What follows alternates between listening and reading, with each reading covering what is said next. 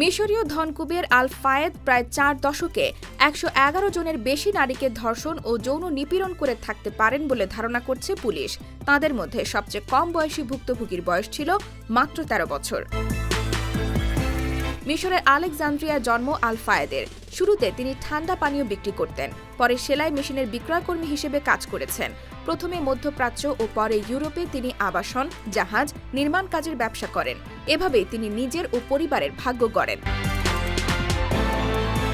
আল ফায়েদের বিরুদ্ধে অভিযোগকারী 111 নারীর মধ্যে 21 জন পুলিশের কাছে নির্যাতনের শিকার হওয়ার কথা জানান 2005 থেকে 2023 সালের মধ্যে, আর 90 জন নারী অভিযোগ জানাতে এগিয়ে আসেন গত সেপ্টেম্বর মাসে ফায়েদের ওপর বিবিসির একটি তথ্যচিত্র প্রকাশের পর। একজন গোয়েন্দা কনস্টেবল ফায়েদের অনৈতিক চাওয়া পাওয়া পূরণ করে দেওয়ার বিনিময়ে ঘুষ হিসেবে নিয়মিত অর্থ নিতেন। এমনকি হ্যারডস থেকে গোপনে একটি মুঠোফোন দেয়া হয় তাকে। ফায়েদের যৌন নিপীড়ন ও ধর্ষণের ঘটনাগুলো ঘটেছে যুক্তরাজ্যের লন্ডন, ফ্রান্সের প্যারিস ও সেন্ট ট্রোপেজ এলাকা এবং সংযুক্ত আরব আমিরাতের আবুধাবিতে।